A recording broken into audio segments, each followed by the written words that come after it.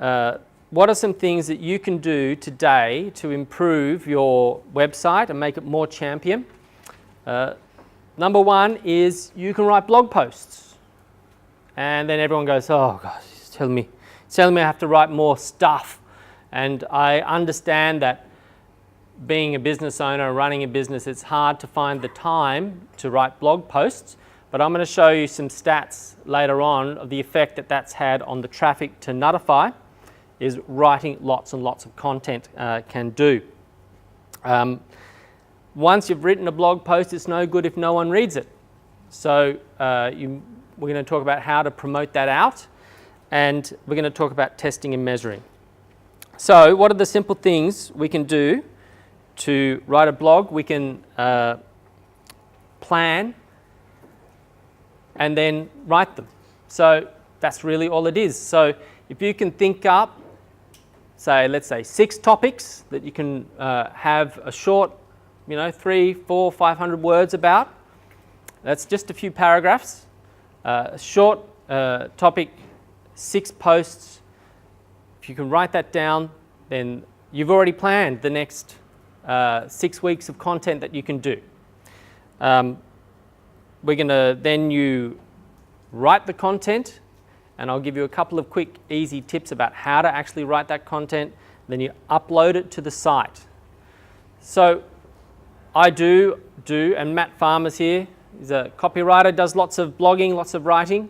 You can engage a copywriter to do the blogging for you, but you've got to tell them what you've got to write, and you've got to decide what topics you're going to write about. So common topics you could write about are most common problems your customers have, the things you do to solve people's problems. Although we specialize in making websites, I write about social media, email marketing, the things surrounding websites that are very useful to people. The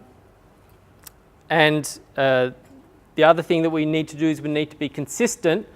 Small things done consistently produce a big result. So committing to a schedule of writing and releasing one every week is more important than doing 6 in one block. And the good thing about WordPress is you can actually write them all in one block and then schedule them to go out over the coming weeks, because you can set schedule to publish in the future. So why consistently? Because Google upranks sites who have a consistent feed. This is search engine optimization.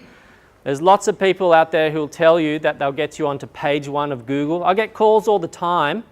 I also run a martial arts dojo, and Michael does here too. We do Aikido. And I often get a call and they say, hello sir, I've got a spot on page 1 of Google for you. It's like, wow, really? That's good. Anyway, I let them go through their spiel for a bit before telling them that I run a web development company, and have you bothered Googling the martial arts Mount Waverley or Aikido Mount Waverley? Well, no, I haven't. Maybe you should before you call me. And then there's usually a pause and then I hang up. So search engine optimization is about good quality content. Google, I'm sure, will achieve intelligence and sentience sometime soon, become our robotic overlord. But for the moment, they're trying to program it to imitate people. So what sort of value do people get from your content?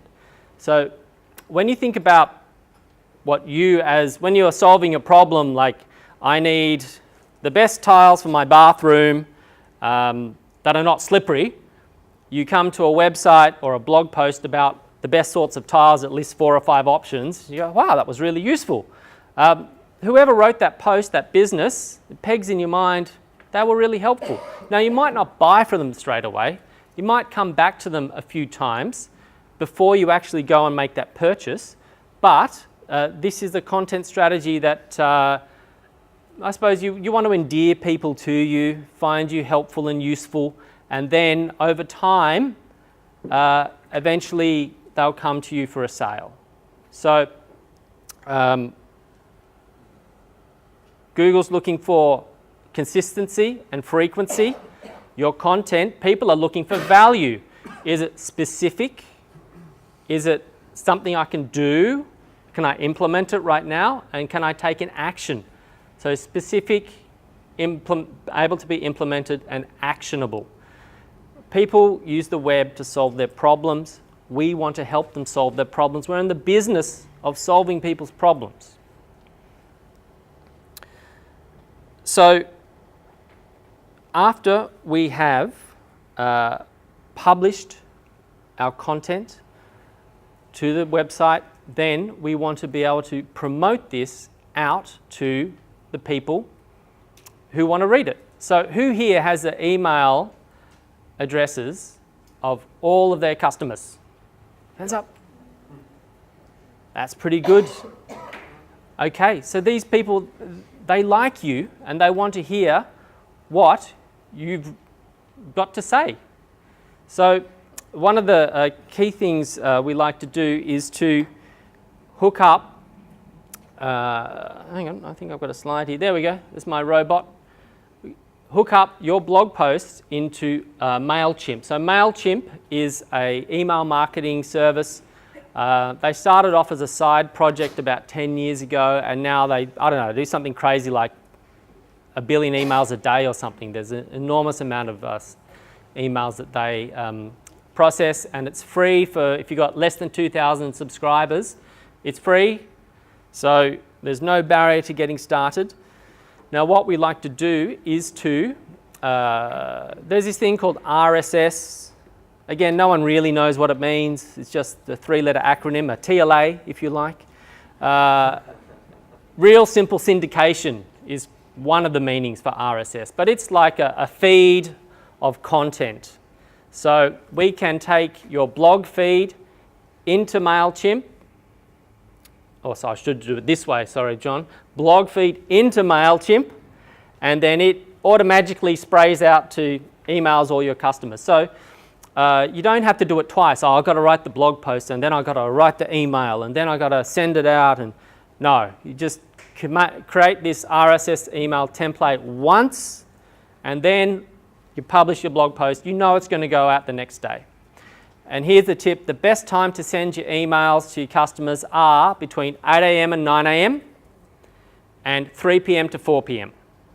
Why? Because if it goes out at 8 a.m., then when people are on the way to work, on the train, or when they get to work, it's at the top of their inbox, and they're going to read it. Later on in the day, they're busy, they've got stuff to do, they've got meetings, they've got phone calls, they've got lunch, blah, blah, blah, blah, blah. Then at 3 to 4 p.m., if you send your email out, then when they're heading home from work, they might check their email, get home, feed the kids, wash them, go the hell to sleep. Why aren't you going to sleep? I don't know. Small kids, they don't go to sleep. Once they're finally asleep, they might check their email again, okay? So that's why those 8 to 9 a.m. and 3 to 4 p.m. are the best times to send your email. I learned that from an infographic, you know, and everything on the internet is true, isn't it? Okay. So, the other thing is social media. So, oh look here. We'll come back to that, okay? Social media, once we've got it out to our core subscriber list of the people who actually want to hear from us, our customers and prospects, then promoting it out to social media is also critical. Those people who've liked your Facebook page, on Twitter, Instagram and Pinterest. The thing is, there are so many different social networks. Some work for others better than, you've got to test and measure, as John would say. You've got to find one, try it. If it's working for you, keep doing it. Even if it is working, you can find another one. There's this magazine, iPad magazine called Founder. It's a very good one. It's about entrepreneurs, founded by a young guy in Melbourne. And they did this, they tried Twitter, Facebook, and then they got onto Instagram and started posting, you know, quotes by David Branson and so forth. Richard Branson, sorry. And they went to about 40,000 followers in 4 months by doing these quotes. I went, hey, that's a social network for us. And so they've been growing it from there. So you've got to test and measure. Now, this one,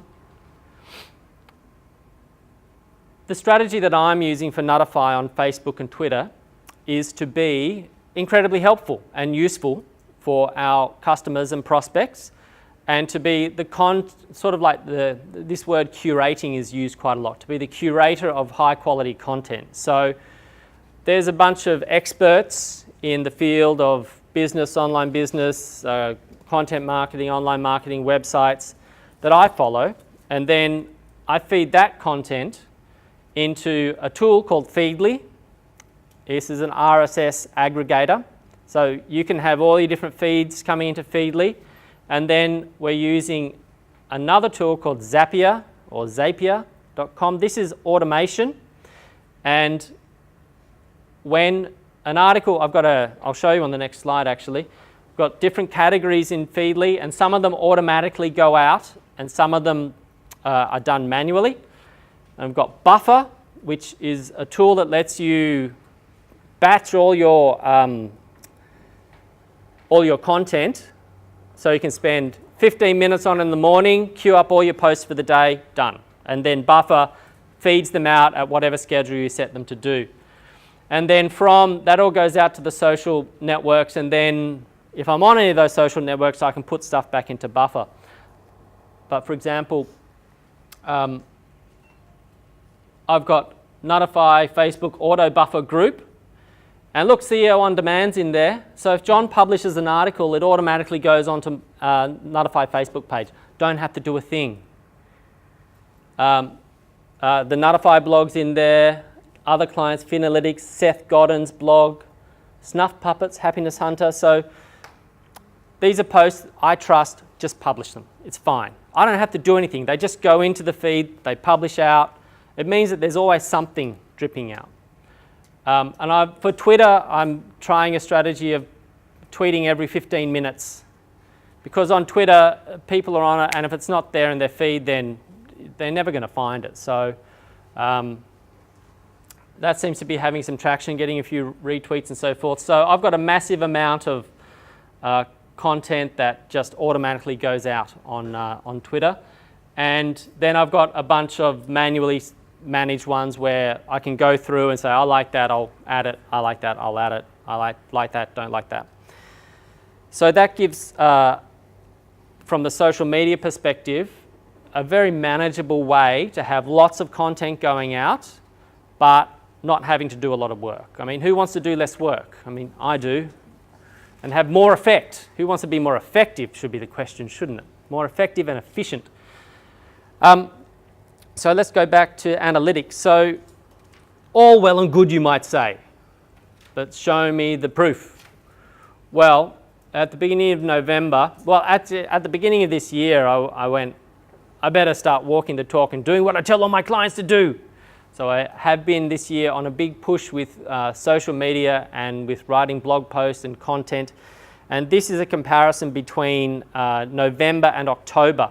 And again, in November, I stepped up the amount of content I was doing, publishing videos, blog posts. And you can see that page views are up 33% in 1 month. Users up 5%, sessions, so more sessions. Session duration is longer. The bounce rate's gone down, that's why that's red. Less new sessions, which means I've got more people returning. So that's all good, but the big difference, if you look at between this year and last year, and again, kind of like the accountants, numbers are numbers, you need them interpreted. But November 2015 to November 2014, 217% more sessions, 209% more users, 78% more page views. Pages per session's gone down, which may be just because people are coming to read one blog post. That's okay by me. Average session duration has gone down from 5 minutes to 2 minutes. Bounce rate's gone down. This is good. We want bounce rate to go down. We want less people leaving. We want more people staying. And new sessions, 3%. So anyway, just on the traffic front, that's good. More traffic means more interest, means more potential sales. So that's what we, yeah. Does Google understand any of this stuff? And does Google use this to say we need to push your site up higher on the page 1? Excellent question. Yes, they do. This is Google Analytics, so they know everything. You've got Google Analytics, Google Webmasters, and they measure things like, well, Google measures over 200 different metrics to decide whether you get ranked up or down. No one knows what those 200 metrics are, okay? Anyone who tells you they know, then be very suspicious about that. And Google will never tell you or us what they are, because that's their secret sauce. I'll get to more details about that in a moment, but basically I look at it this way. Google's job is to provide the most relevant search result to an individual on a particular device in a particular location at a particular time. So if I search for the Knox Club and I'm in Knox, I'll get different results than I search for the Knox Club and I'm in Russia, because it's not relevant in Russia necessarily. Or, there might be another Knox Club in, I don't know, Uzbekistan nearby or something. I don't know.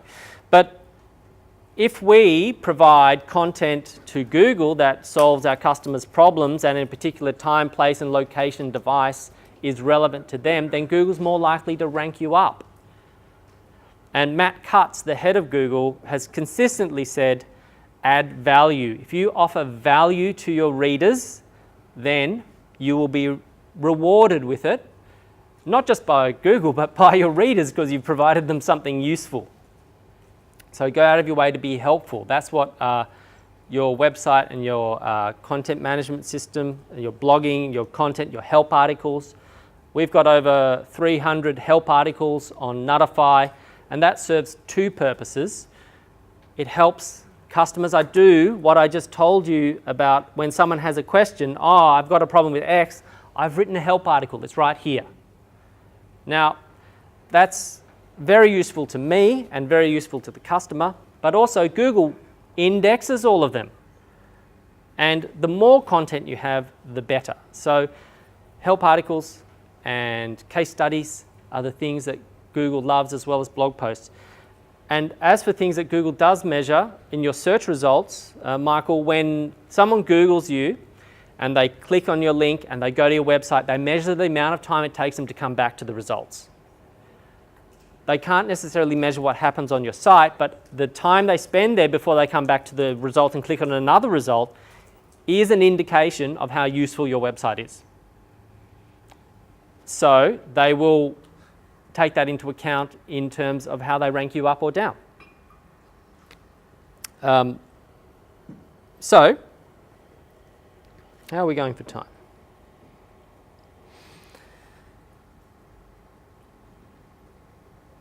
Going back to email marketing briefly. Email marketing works. Some clients I talk to are very reticent because they don't want to spam people. Well, I don't recommend spamming people either. There's two ways to show people you don't care about them by email marketing. One is send them an email every single day, and they will quickly unsubscribe because they know you don't care about them or their time. The other one is to never ever send them an email, because then they think you don't care about them as well. So somewhere in between every single day and sometime less than never or more than never is an appropriate frequency that you should be emailing your customers. And here's a little story that illustrates that point. I live in Croydon, and in the laneways of Croydon there is this small bookshop, and it's sort of in between the railway station and the main street there. And it's run by this guy, Robert, and he's a very unique individual.